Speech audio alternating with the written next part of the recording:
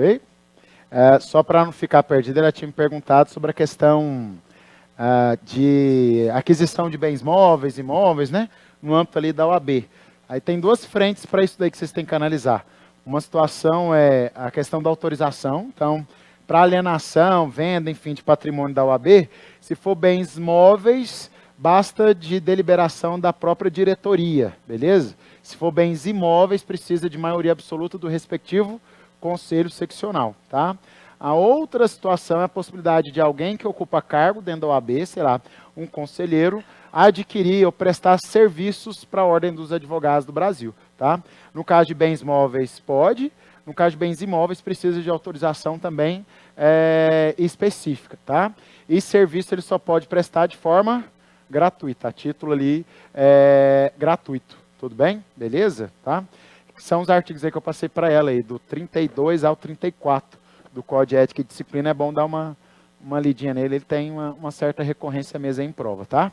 31, 32, 33 e 34, na verdade. Vamos lá, gente, então rapidinho aqui, né? Então, sobre sujeitos da advocacia, tá? Gente, dentro desses daqui, né? O que normalmente sempre tem uma recorrência ali maior em prova é o advogado empregado, tudo bem? Sociedade também, né?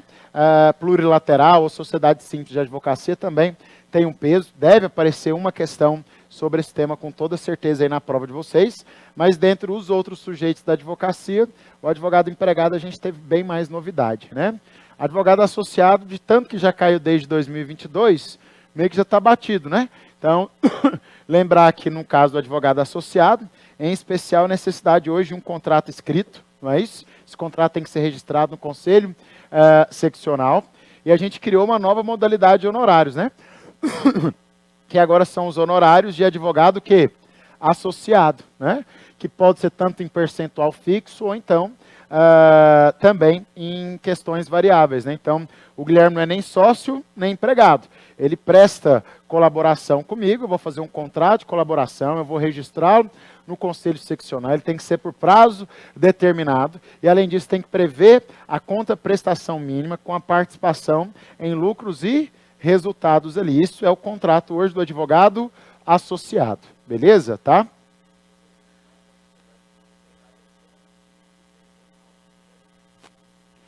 Agora eu vou ver isso com vocês. É a regrinha do quadrado. Se repetir mais de um nome, ela está...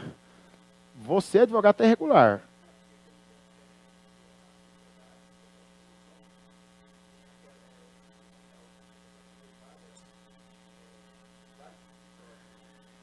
O advogado associado é esse, tá? Eu, Guilherme, posso me associar aqui em Goiás a vários escritórios e sociedades. Agora, eu não posso fazer parte, no âmbito da minha seccional, de mais de uma sociedade no mesmo âmbito aqui seccional.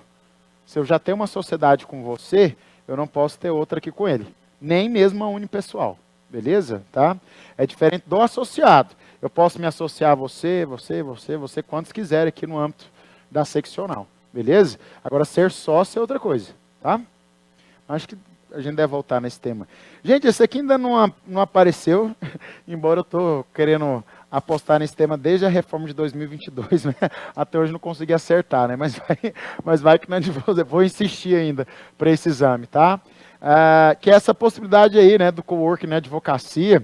Isso pode aparecer trabalhando com vocês uma questão sobre aquela vedação que nós temos do exercício de outra atividade que não seja advocacia no âmbito ali do escritório, né? Então, a batida aí que já apareceu muito, né? O cara é corretor de imóveis e também advogado. Então, eu não posso funcionar no mesmo local, serviço de corretagem de imóveis e também de exercício que advocatício, nem mesmo num cartão que de publicidade, não é isso? Mas essa previsãozinha aqui, ó, ela pode gerar alguma confusão, tá? Porque ela permite agora o advogado a funcionar nesses espaços comunitários, beleza? Desde que ele resguarde o sigilo. Olha lá, ó.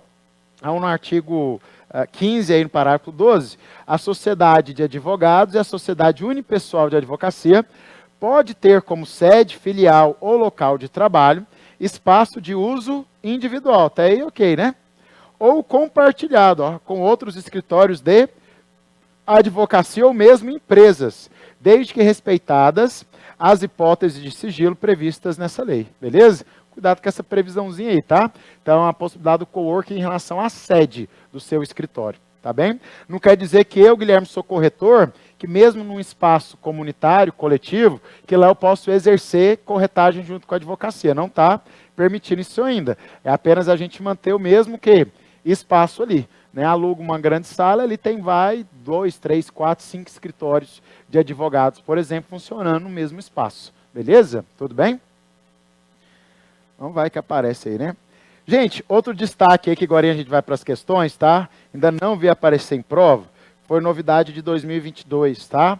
Então, como regra, a Lei 8.112, que é aquela lei infernal lá do serviço público, né? Dos servidores públicos no âmbito federal, tá? Ela veda que um servidor público ocupe cargo de direção, sócio-administrador, não é isso? Gestor de qualquer atividade privada, tá? Então, se eu fosse servidor público, sei lá, promotor de justiça, eu não poderia ser aqui o sócio-administrador do IGD, beleza? Por conta dessa lei. Agora, o nosso estatuto trouxe uma exceção para essa lei, então cuidado com isso, tá?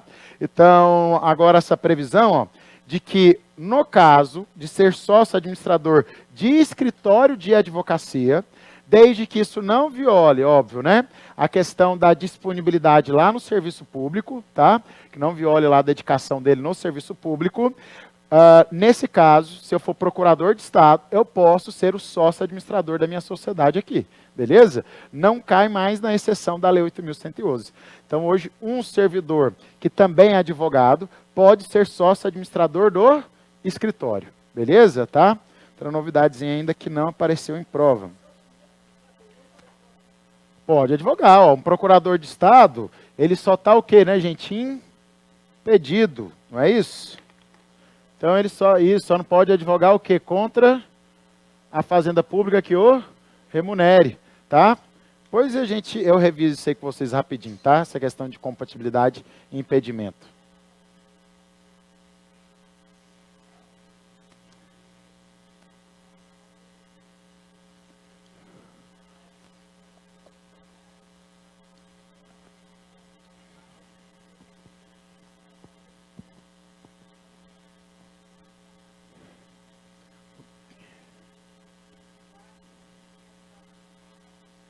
Ok.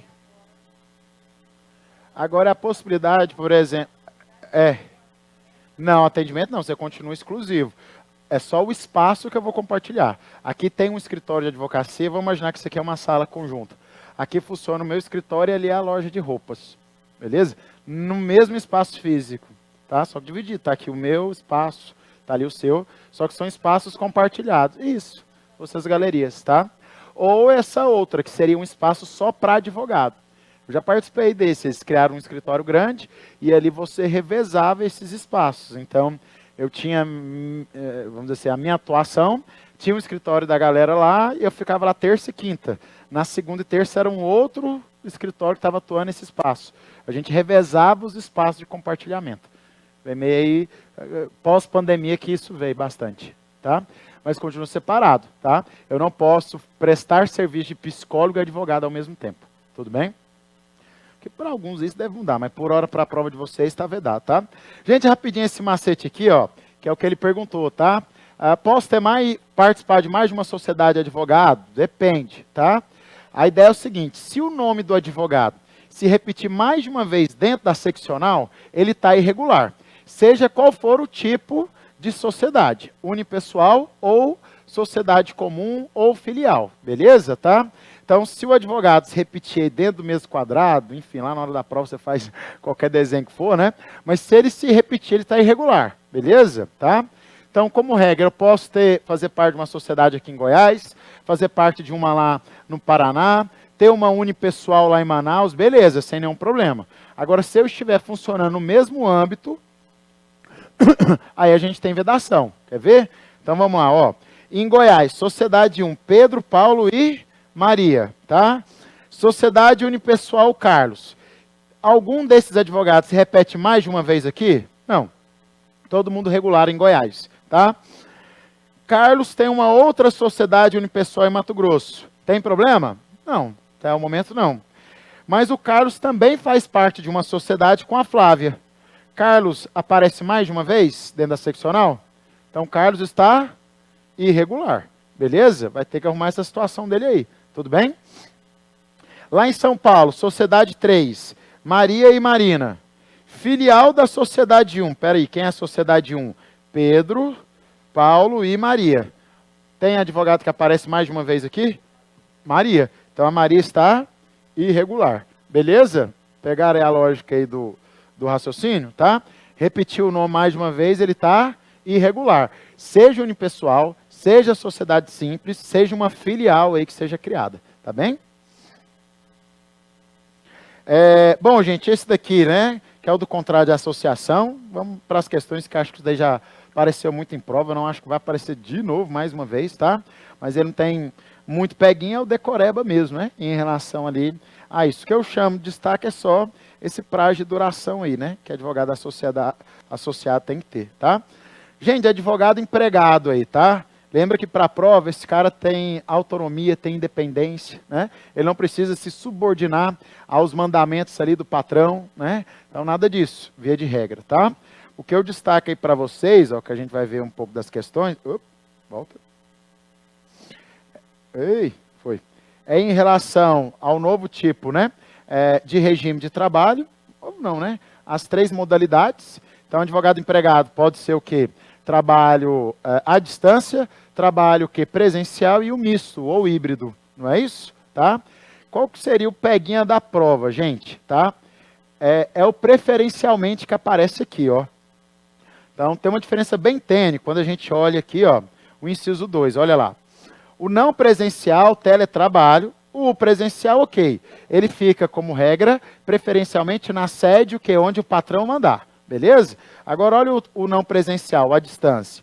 O teletrabalho à distância, modalidade na qual, desde o início da contratação, o trabalho será preponderadamente realizado fora das dependências. Cuidado com esse nome aí, ó. Não é exclusivamente fora, é preponderadamente, tá?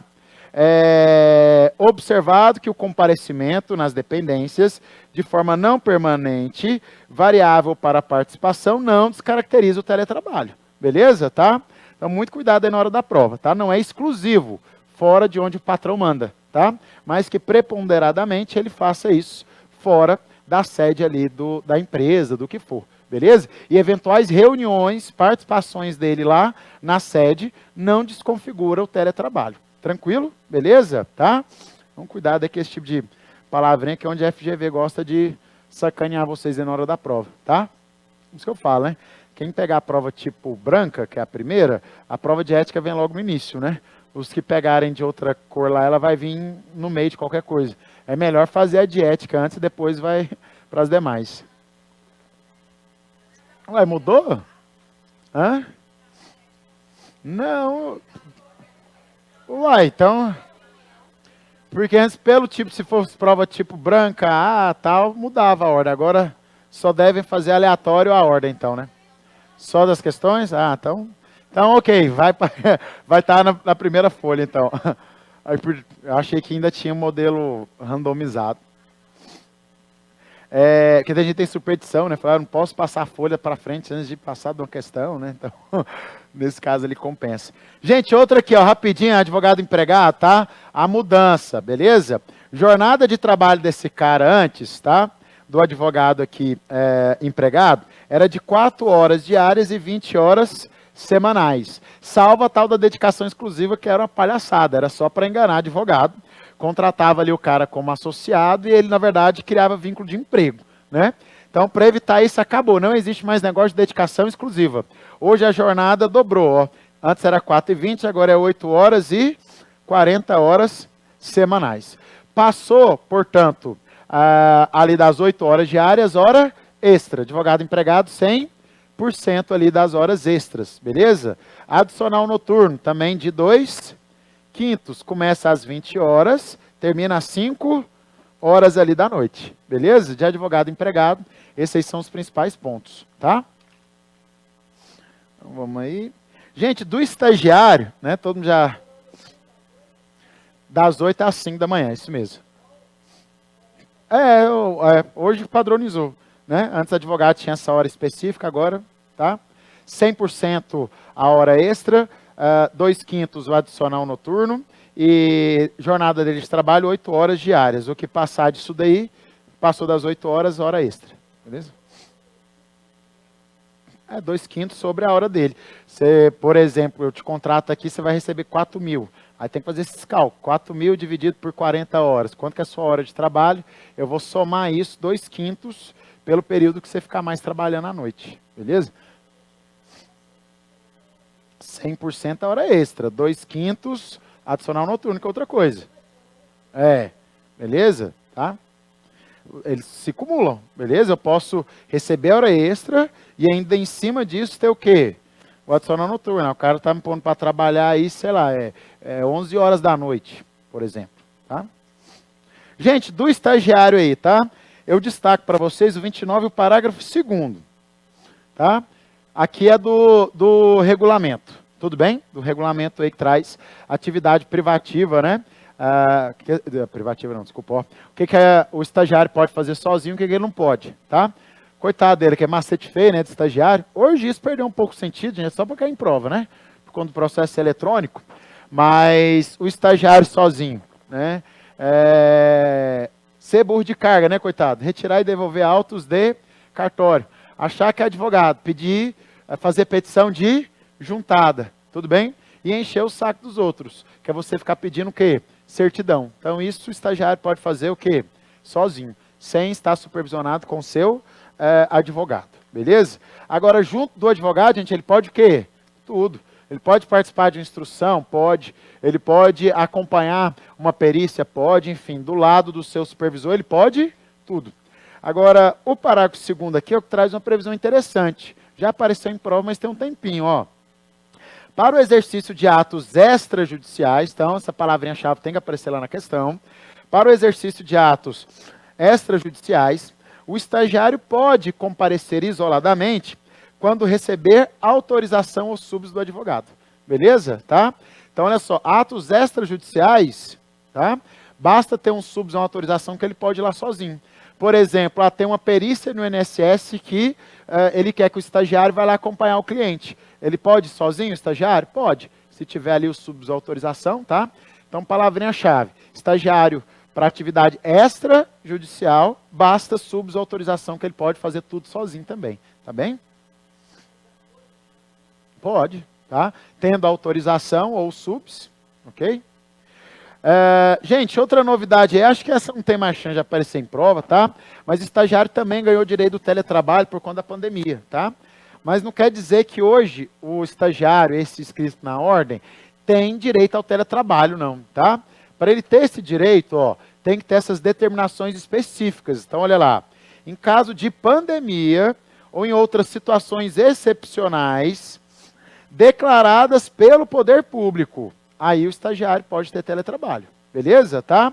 Então, situações excepcionais ou pandemia, aí, desde que haja essa determinação aí, né, declarada pelo poder público, aí o estagiário pode fazer teletrabalho. Senão, ele continua presencial, beleza? Tá?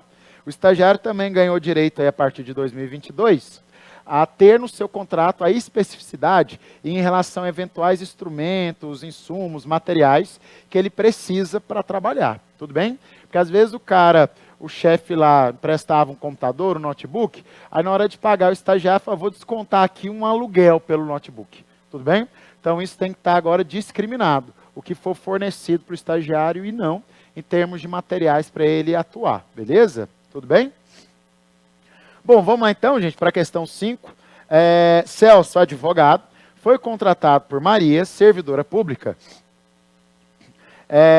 para ajuizar a ação com pedido de pagamento de determinada gratificação. O contrato celebrado entre eles prevê que Celso somente receberá os honorários caso a demanda seja exitosa, em percentual do proveito econômico obtido por Maria, tá? Gente, essa questão aí, né? Questão típica de honorários. Honorários, tá? A fixação dos honorários, a nossa regra é a fixação em pecúnia, ou seja, em dinheiro, beleza? Então a regra é fixar em dinheiro. Pagamento, se não tiver previsão no contrato, regrinha do 1/3. 1/3 no início, 1/3 com a primeira decisão, 1/3 no final da prestação do serviço, beleza? Mas como isso é negociável, estou me referindo aos honorários contratuais, né? Como isso é negociável, você acerta esses prazos, beleza? Tá? Bom, gente, esse valor feito em pecúnia, você pode fazer ele em patamar fixo ou então em percentual, não é isso? Nesse caso de patamar fixo, você já cobra antes, sei lá, 5 mil. Em percentual, tem duas maneiras, tá? Eu posso fazer o percentual, né? Junto com o preço fixo, ou então só em percentual. Normalmente aqui o advogado assume um risco, porque são estipulações que a gente chama de estipulações ad êxito, beleza? Tá? Ou seja, eu só ganho se ao final a demanda tiver o quê? Êxito. Aí eu vou ganhar um percentual em cima de valor da causa, de proveito econômico, de acordo com o que eu tiver negociado ali. Tudo bem? Isso aí é possível? É possível, tá? Então não tem vedação expressa em relação a isso, tá? Que também a gente vai encontrar respaldo numa outra forma, que é a cota litis. Ou seja, cota parte, né? Litis lid. Então vou pegar uma parte da lid, que é justamente essa previsão. Mas isso é exceção, tem que estar expresso no contrato, beleza? E concordância, óbvio, né? Do cliente também, tá? Lembrando que eu não posso também receber, né? Dessa forma, o que ultrapassar até mesmo 50% do próprio quê? Proveito econômico da causa, né? O advogado vai ganhar mais do que o próprio cliente, né? No processo, tá? Mas aí a sucumbente não vai ter como passar, porque ela sempre vai estar entre 10 e 20, né? Que a sucumbência é legal. Ah, não, ok. Tá? Porque eu estou dizendo que a sucumbência jamais vai superar, em tese, o valor que o cliente vai receber no processo. Tá bem? Tranquilo?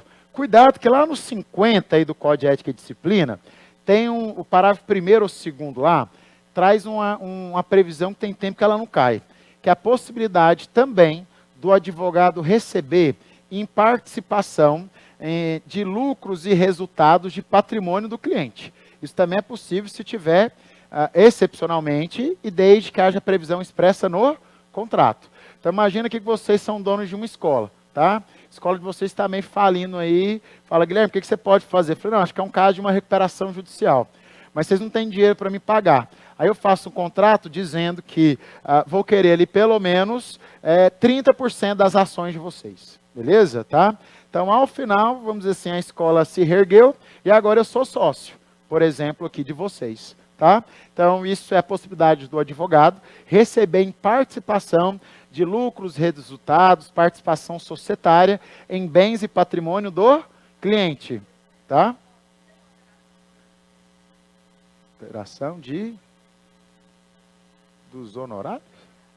Não, isso é outra história. Outra história. Aguenta aí, isso é bloqueio. Tá?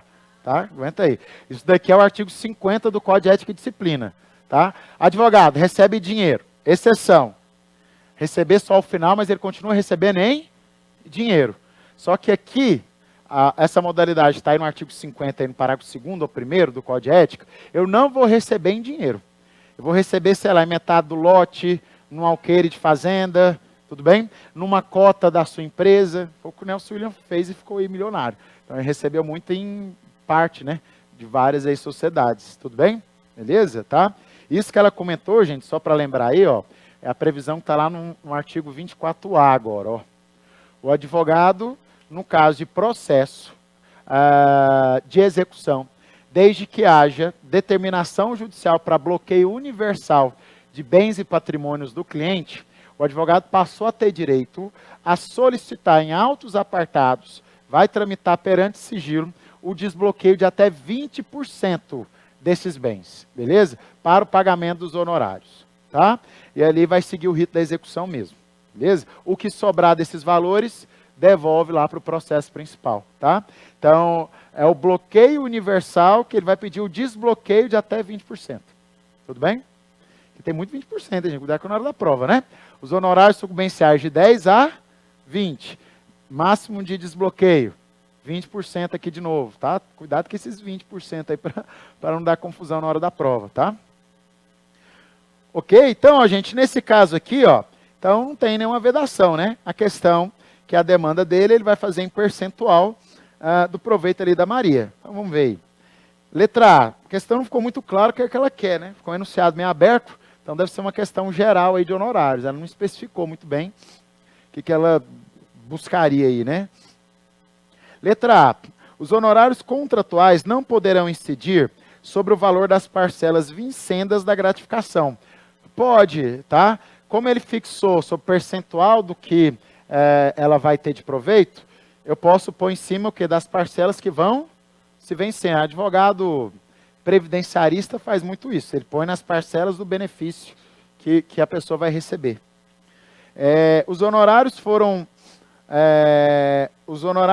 pactuadas de forma correta, já que nessa hipótese deveriam ser necessariamente representados por pecúnia. Eu não entendi, tá estranho, né? Não está por pecúnia ali, tá? Mal feito isso aí, né? Os honorários foram pactuados de forma correta, já que nessa hipótese deveriam... Ele não foi em pecúnia, ele foi em percentual.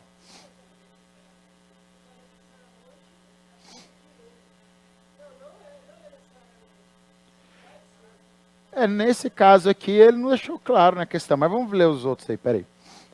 Os honorários não podem ser superiores às vantagens advidas em favor de Maria, exceto se acrescidos honorários de sucumbência. Não, essa questão está muito estranha, peraí. Deixa eu ver a D. Os honorários contratuais não poderão incidir sobre o valor das parcelas vencidas da gratificação. A D está errada, ok. A A está errada. Os honorários não podem ser superiores à vantagem, exceto se os de sucumbência. Mas mesmo os de sucumbência não, é a B, gente, mesmo. Ó. É a B, tá? Ó, os honorários foram pactuados de forma correta. Olha lá o enunciado de novo, né? O cara falou que ela vai receber em gratificação ali. O contrato celebrado entre eles prevê que Celso somente receberá os honorários caso a demanda seja exitosa em percentual econômico. Mas, de fato, foi em pecúnia, né? É porque ele vai receber em dinheiro, mas colocou em percentual. Beleza? Entenderam aí? Pelo menos foi que eu estou entendendo da questão, tá? Então, está pactuado de forma correta, já que nessa hipótese ele vai receber em pecúnia. Vamos ver aí, né? Aí, tá? Mas a questão está mal redigida aí. Não sei se isso veio de exame ou não, mas custei entender ela aqui também, tá? Foi de exame?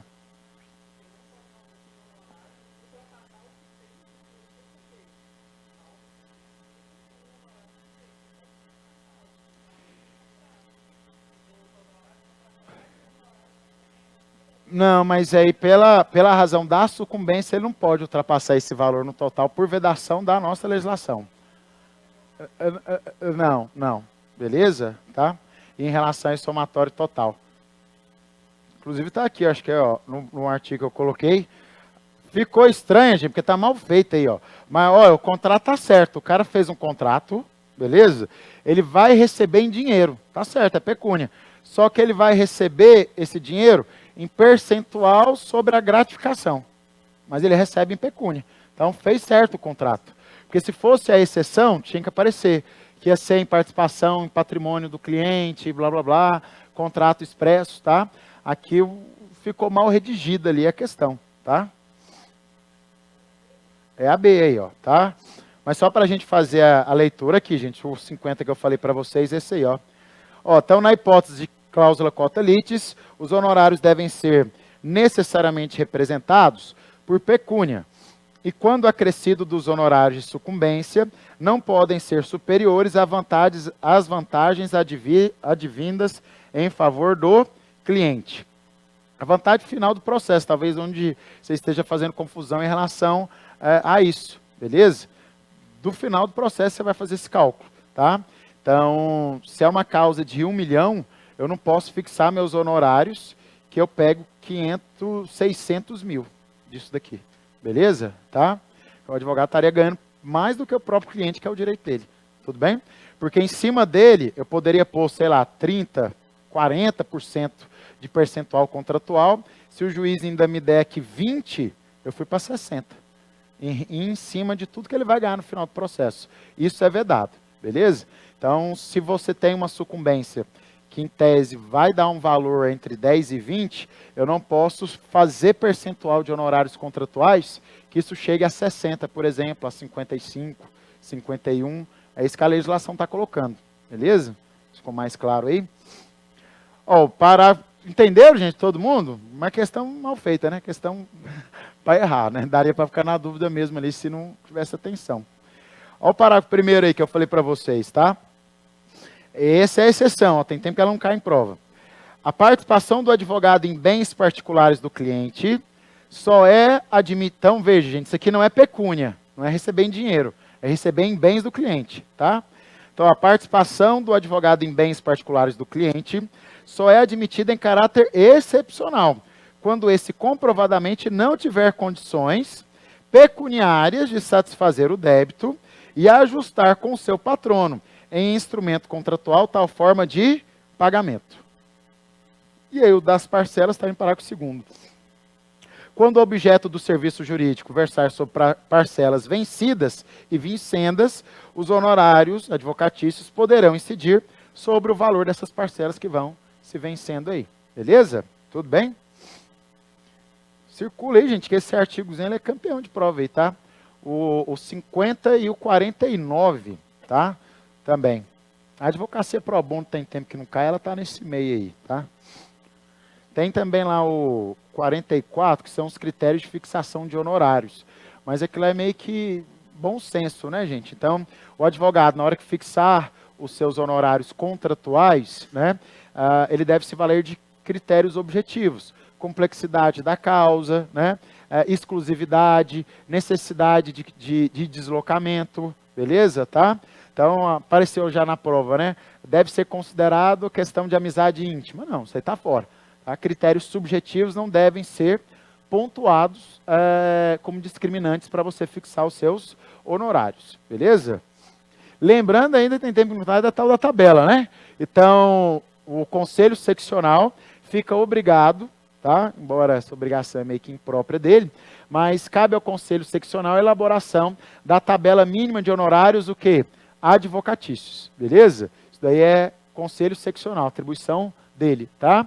Aquele é um valor mínimo de padrão. Se você cobrar muito abaixo ou muito além daquilo, isso pode gerar infração disciplinar, o que a gente chama de aviltamento de honorários ou enriquecimento ilícito por parte do advogado, beleza? Tá?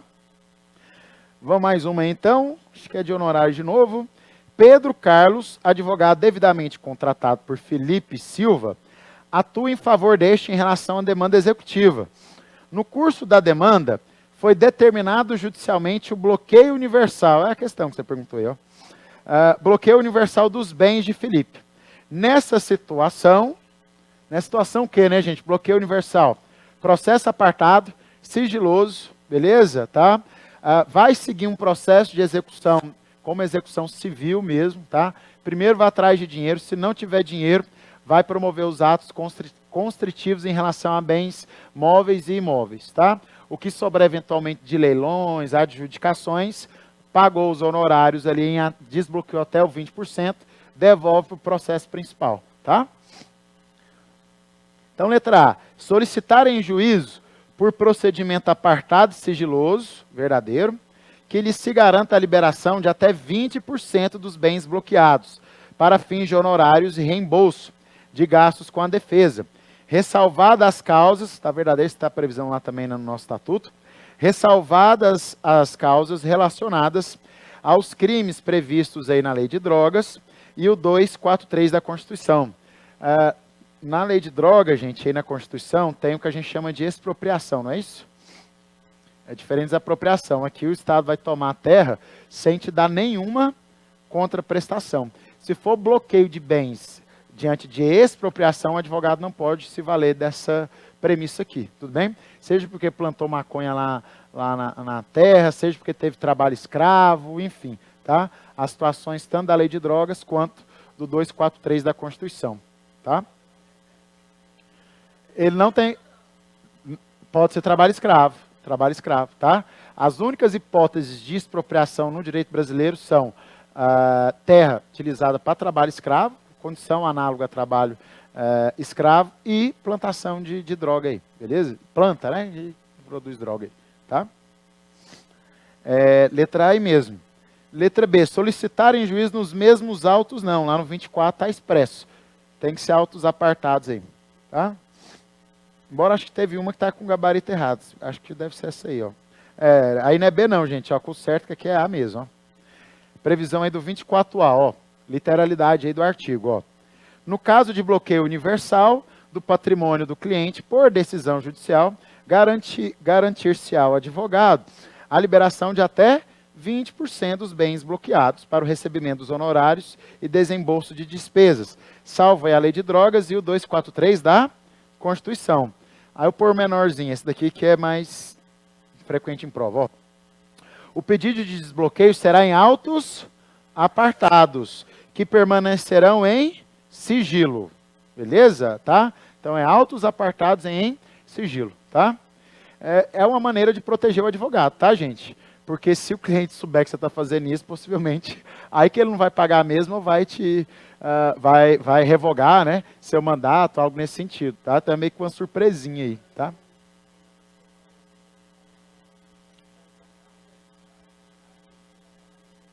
Ele não tem direito de fazer isso, não estou dizendo que ele não vai receber.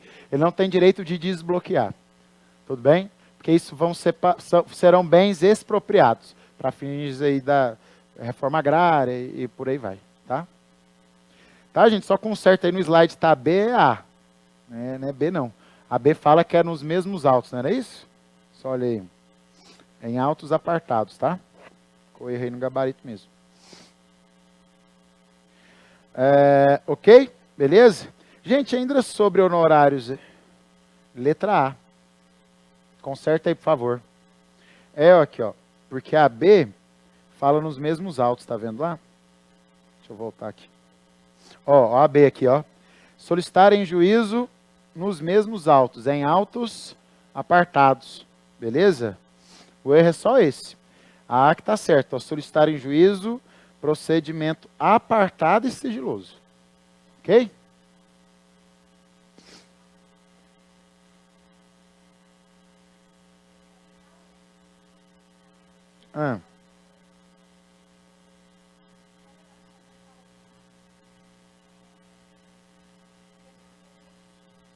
Certo. Porque demanda executiva é nos mesmos autos, né? Que aí faz uma confusão, cobrança de honorário. Fique esperto. Porque para eu cobrar honorários, eu posso fazer nos mesmos autos. Beleza? Basta uma simples petição nos mesmos autos ou em autos apartados. Aí eu cobro meus honorários juntando o contrato, ou se for sucumbencial, né? Vou dar cumprimento também dessa forma, tá? Cuidado para não fazer essa confusão aí mesmo, tudo bem? Aqui, na verdade, ele está fazendo um desbloqueio de patrimônio do cliente para então ele receber esses valores, tá? Cuidado aí, tem que lembrar dessa diferença aí mesmo, tá?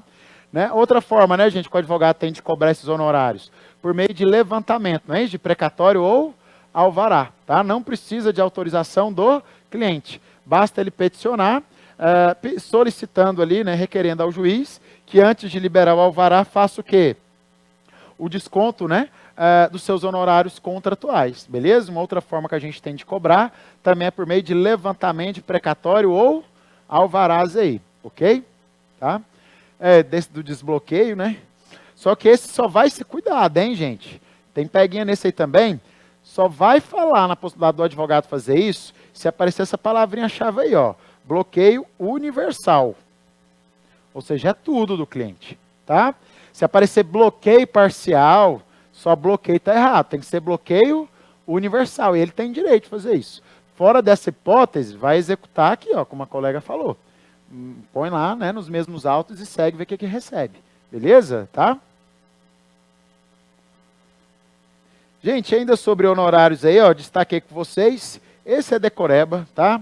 Então, lembrar que honorários assistenciais, falou em categorias de classe processo coletivo, são os honorários assistenciais, tudo bem? Que podem ser cumulados, né, com os honorários ali contratuais. Então, é uma nova espécie de honorários, só que no âmbito do processo coletivo, em especial no campo de substituição processual. Advogado de sindicato, advogado de conselhos aí de classe, beleza, tá? Então, ele tem direito a honorários assistenciais em demandas que são demandas de ação coletiva, de processo coletivo. Então, apareceu na prova, processo coletivo, advogado de sindicato, fique esperto.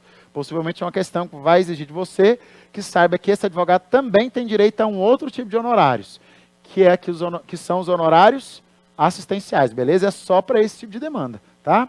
Então está aí no 22, no parágrafo 6º. O disposto nesse artigo aplica-se aos honorários assistenciais, compreendido como os fixados em ações coletivas, proposta por entidades de classe em substituição processual, sem prejuízo dos honorários convencionais, ok? Beleza? Tranquilo aí com eles, tá? Gente, esse 22A, para mim até um incógnito até hoje. O que esse artigo está fazendo aí, tá? Mas eu acho que ele é um artigo bom, porque ninguém entende nada dele, mas ele tem chance de aparecer em prova, então cuidado com ele, tá? Não consegui ainda compreender, pois quero até dar uma pesquisada nisso, do porquê dessa previsão, de onde que ela surgiu. Mas ele traz um lance aqui com o MPF que não dá muito bem para entender, porque só o MPF ficou de fora, tá? Olha só. Fica permitida, a 22A aí do Estatuto, tá? Fica permitida a dedução de honorários advocatícios contratuais dos valores acrescidos a título de juros de mora ao montante repassado aos estados e ao município na forma de precatórios, como complementação de fundos constitucionais. Tem que ter professor de constitucional, o que isso significa, tá? Mas em tese aqui, né, o que esse artigo está colocando, hoje a gente tem a possibilidade de complementação, receber, né, a partir de negociação, cessão de precatórios. Então aqui está dizendo, ó, que o advogado pode deduzir seus honorários, tá? Em relação a eventuais precatórios, vindos de fundos constitucionais. A fundo de amparo a sei lá o quê, a meio ambiente, não sei, né? Algo nesse sentido, é algum fundo constitucional, tá? Que vai ser repasse lá de estado para município.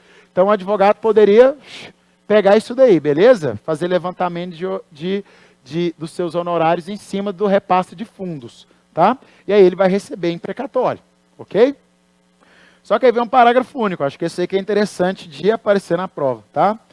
Que a dedução desse caput não será permitida aos advogados nas causas que decorram da execução de título judicial em ação coletiva ajuizada pelo MPF. É algo muito específico que está aí, tá?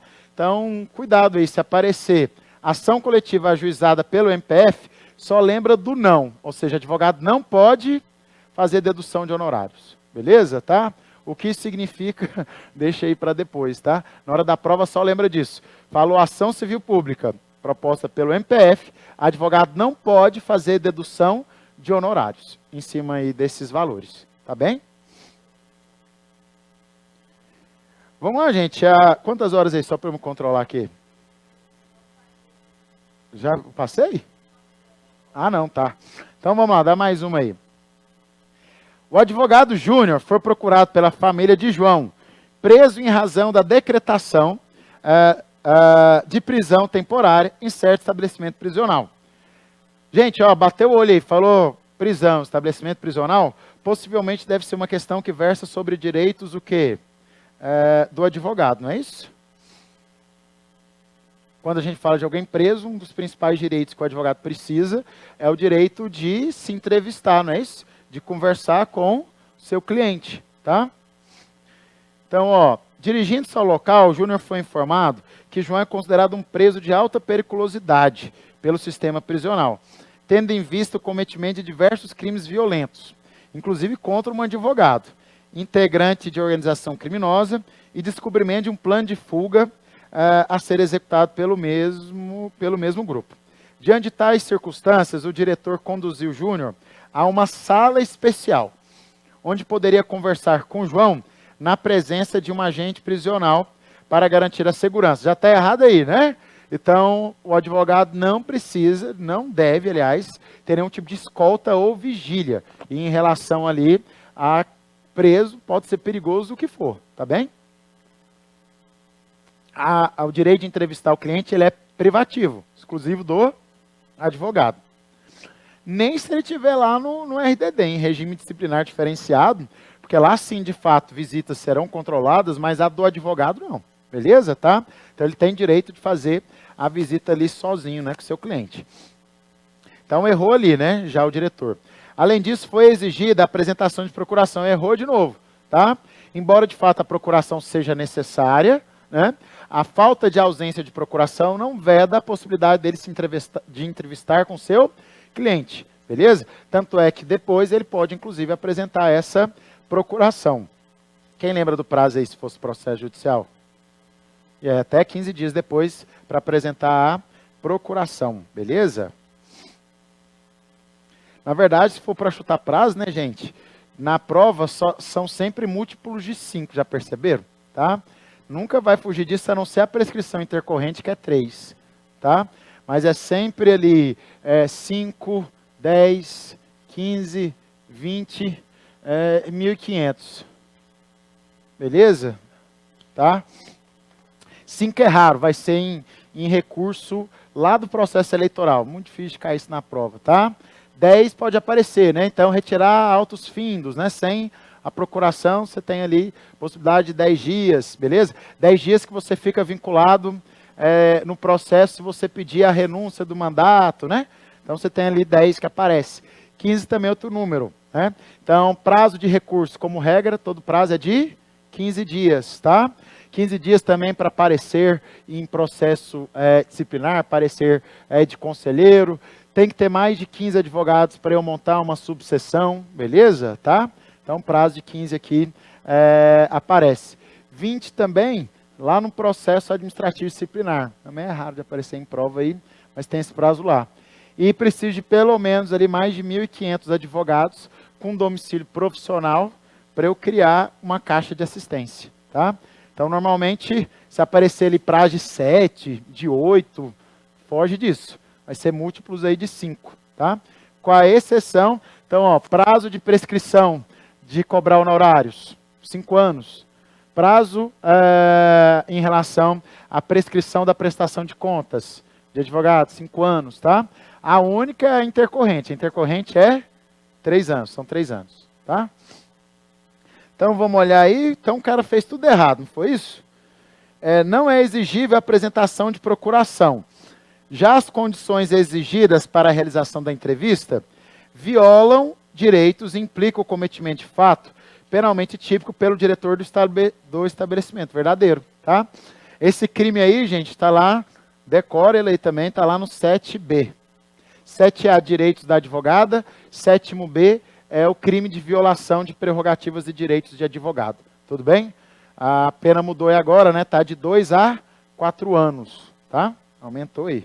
Então, letra A. Isso. Ela é de detenção. Pena de 2 a 4 anos. O delegado, o diretor do presídio que faz isso, ele pode responder por esse crime de violação de prerrogativa.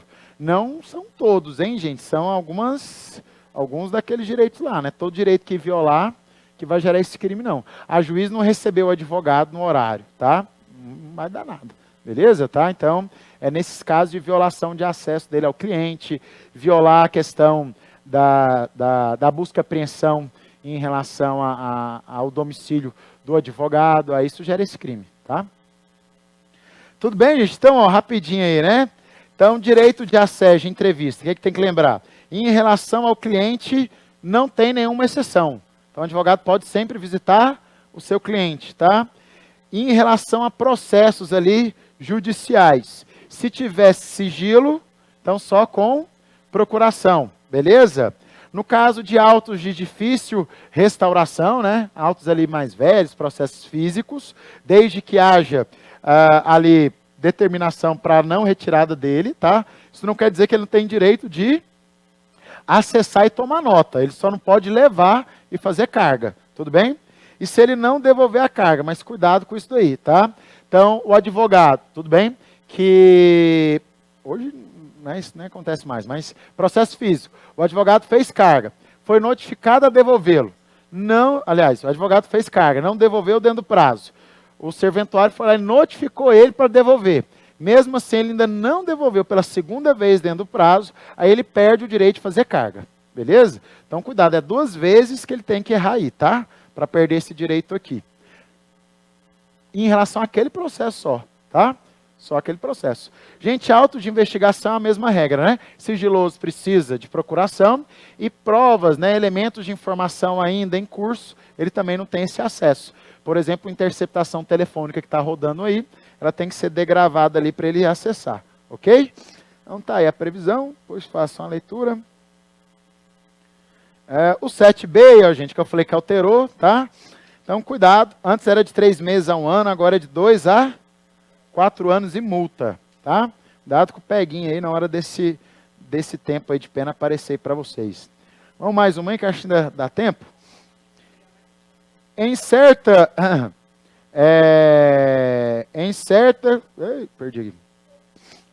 certa situação, uma advogada inscrita na OAB foi ofendida em razão de exercício profissional durante a realização de uma audiência judicial.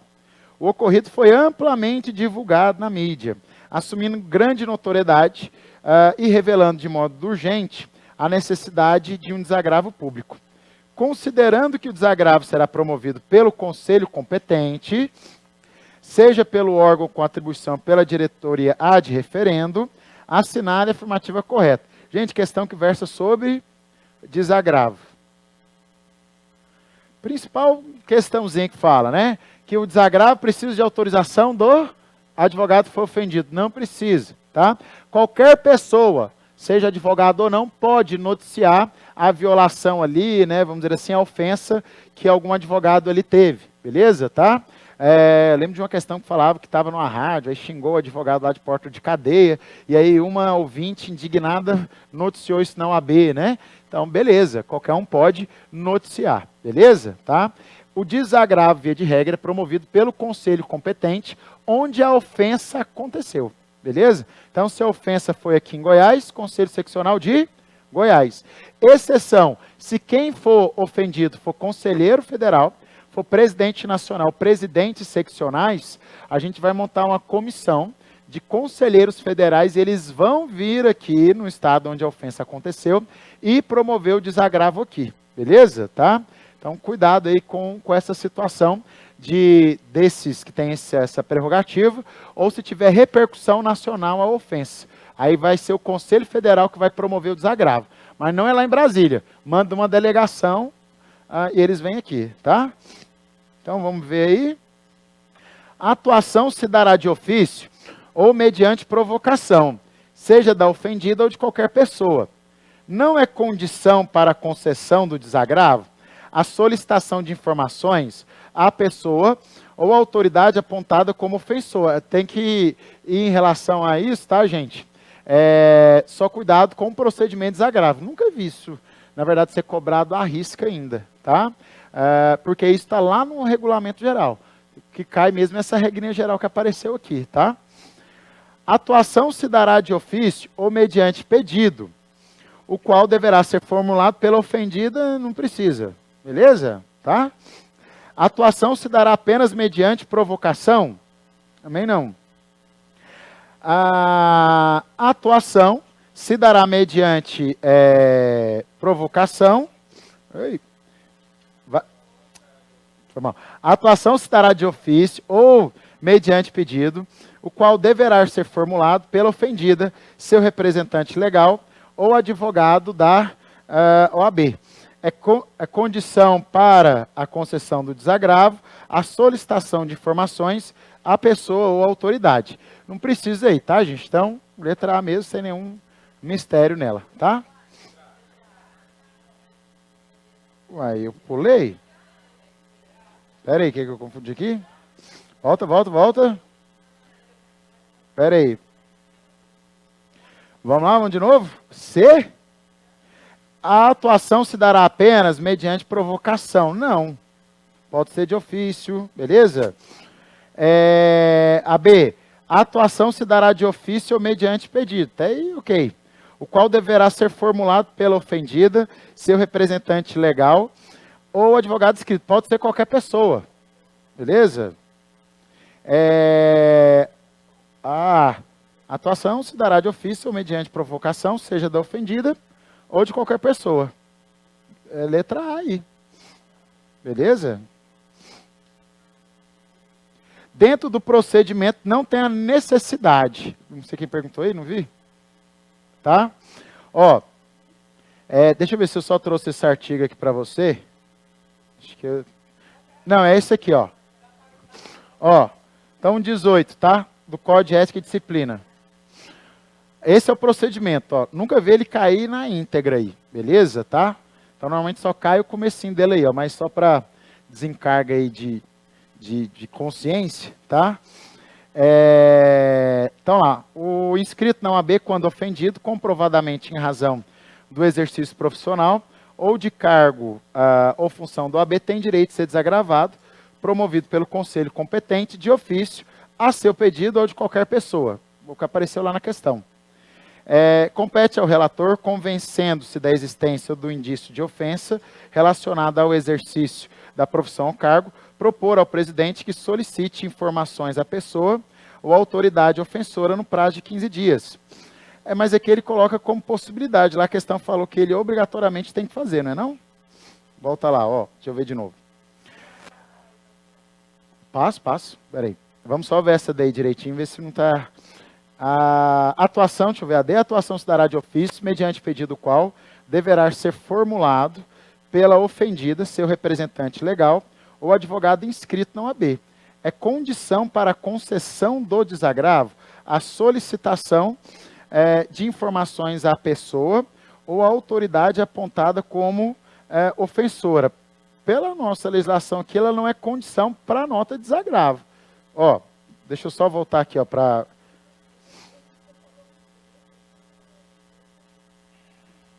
Não, o problema é que, ó, a jeito que a questão está lá, mas vamos ver aqui de novo, ó. Compete ao relator, convencendo-se da existência de prova ou indício de ofensa relacionada ao exercício da profissão ou cargo do OAB, propor ao presidente que solicite informações no prazo de 15 dias, salvo em caso de urgência e notoriedade do fato. Então, vai solicitar, beleza? Por exemplo, se for o caso de urgência, ele nem vai pedir informação da pessoa.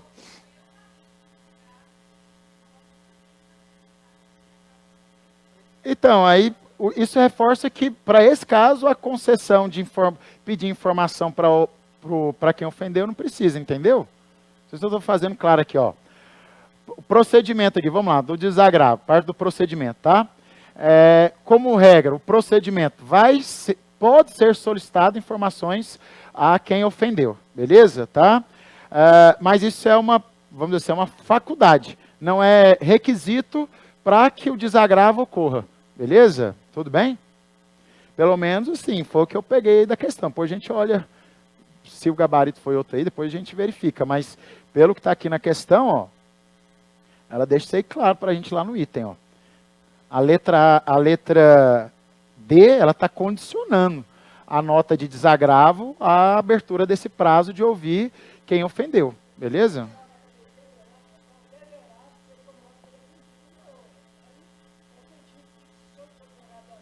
Não, mas ele traz opção, olha lá, ó. A atuação se dará de ofício. Ah, tá, e faltou e também qualquer pessoa. Todo jeito tá errado duas vezes. Né? Não tinha reparado isso, entendi. Não é nem o deverá não, ó. A atuação se dará de ofício ou mediante pedido, ao qual deverá ser formulado pela ofendida, seu representante, ou qualquer pessoa. Faltou qualquer pessoa aí também, tá? Letra A aí mesmo, tá? Vamos aí para as demais? Esse 19 aí, gente, não deu tempo de trabalhar, mas dá uma revisadinha nele, ó. Esse é do regulamento geral. É quando o desagravo vai ser pelo Conselho Federal aí, pelos conselheiros, tá? Então pensa, ó, Conselho Federal só vai atuar se o negócio tiver repercussão nacional, né? Ou se for gente do Conselho Federal. O A9 aí, deve ser questão de Maria Advogada, deve ser questão, está lá no 7º A. B. A9B. B de bola. Maria terá preferência na ordem de realização da audiência, mediante comprovação de sua condição. Deve ser alguma grávida, alguma coisa assim.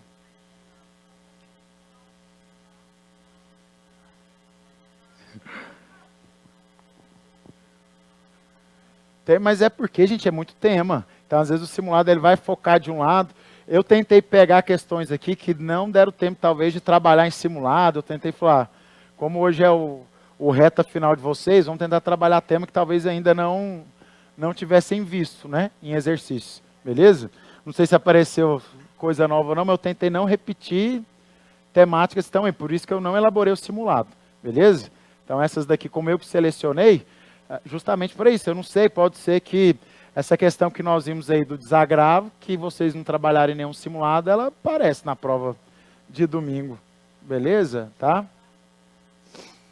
A ideia é essa, a gente tem que fazer uma preparação panorâmica, né? Tomara que acerte que vocês, tomara que caia que vocês fizeram nos simulados recorrentes, mas se cai uma dessas daqui, só que essa daqui eu não inventei não, viu gente? Isso aqui foi do exame mesmo, tá? Ok, depois reviso isso aí. A 10, não sei o que fala a 10 aí, mas C. É questão aí sobre também direito do advogado. Ó, deve ser a questão da cadeia de custódia, no caso de você precisar cumprir mandado judicial de busca e apreensão ao domicílio profissional do advogado. Beleza? Tá? Esse certeza que vai cair. Não adianta não ir para lá sem decorar ele inteiro. E ele é muita coisa.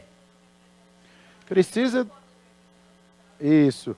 Mandado pormenorizado, beleza? Necessariamente, representante da ordem tem que acompanhar. Ele tem que ser avisado 24 horas antes, mas mediante decisão judicial esse prazo pode ser menor que 24 horas, mas mesmo assim precisa da presença do advogado. Tem que seguir toda uma cadeia de custódia. Então o advogado vai acompanhar, inclusive, a extração de dados. Se precisar de documento inteiro, que envolve questão que não é do investigado, tem que fazer o desentranhamento dessas informações. Então, lembra disso, tem que obedecer toda uma cadeia de custódia, de sigilo, beleza? Além dos requisitos ali funcionais, que é a presença do colega, né? E o mandado judicial pormenorizado, beleza? Tá? E aí tem um... Isso. Assédio? O assédio não teve nenhuma previsão expressa. Se isso aparecer, talvez venha num sentido de o advogado que assedia cliente para captar indevido, aí isso pode gerar uma infração disciplinar, pode ser nesse campo. Beleza? Tá? Aí pode... Aí depende, aí vai ter que dar esse dado para você. Ele assediou e isso foi considerado crime infamante? Então pode gerar até mesmo exclusão dele. Crime infamante pode gerar exclusão, beleza? Gente, aí tem esse perdido aqui que é da colaboração premiada, então cuidado com ele. Ele vem bem no finalzinho, ó, das alterações, acho que é o 6J. Tudo bem? Então cuidado com a colaboração premiada aí, ó, tá? Então, ó, é vedado ao advogado efetuar colaboração premiada contra quem seja ou tenha sido seu cliente. E a inobservância disso pode gerar até mesmo a exclusão dele. Então, ó, duas situações. Advogado não pode fazer colaboração premiada, beleza? Em relação ao seu cliente. E se ele o fizer, criou uma causa nova de exclusão. Ele pode ser excluído, beleza? Ter sua inscrição cancelada aí. Cuidado com a colaboração premiada então, tá? Gente, excluído. Tá? Nova causa de exclusão, tá? O 11 aí, ó, B. O 11 era incompatibilidade de pedimento. Já não teve nenhuma novidade em incompatibilidade de pedimento. A que tinha foi revogada. Foi revogada não, desculpa. A STF declarou inconstitucional. que era a possibilidade de quem faz parte da segurança pública poder advogar apenas em defesa própria, ia ter uma inscrição especial e anuidade especial. O STF declarou isso inconstitucional, então não tem chance disso aparecer na prova de vocês. Beleza? Nem nada. Hoje, lembrou polícia, está fora. Desde que na ativa. Policial não pode advogar. Policial, cadete, exército, marinha, aeronáutica, policial rodoviário, ferroviário, policial penal, guarda metropolitana, delegado, polícia técnico-científica, auxiliar de autópsia, nada dessa galera aí. Tá bem? Então a 11 aí, ó, era a letra B.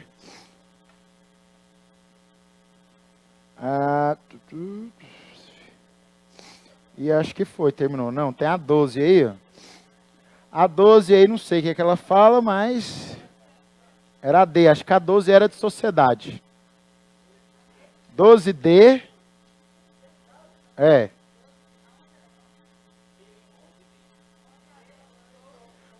12D. 12 é sobre sociedade aí, parece. A 13D. 13D de dado.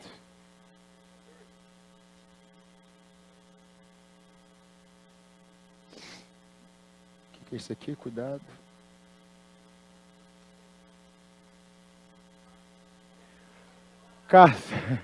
Trem corrido, né? 14. Vocês não têm esse material, não? 14. Manda um alô aí que eu mando. Vocês têm grupo da sala, alguma coisa assim ou não? Mas eu mandei para eles aqui, porque eu mandei atrasado. 14A. Aí acho que acabou, né? Não? Tinha mais? Então, 15C. A 15 era de boa. É igual aquele corujão. Nossa, que esse corujão é difícil. 16D de dado. Essa 16 aí, lê isso aí, hein? O TAC em processo disciplinar, beleza? Possibilidade de fazer termo de ajustamento de conduta, tá? Se for sanção de censura, pode. E a 17D de dado também. Publicidade sempre cai. É o artigo 47A do Código de Ética e Disciplina.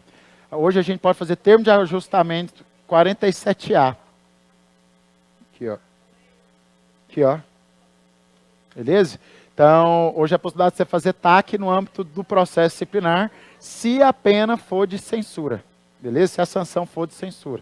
E também para corrigir publicidade indevida. Na revisão não sou eu que estou sábado, não. Não. Não, normalmente lá no domingo você fala de manhã? Ah, não, lá no domingo, acredito que sim.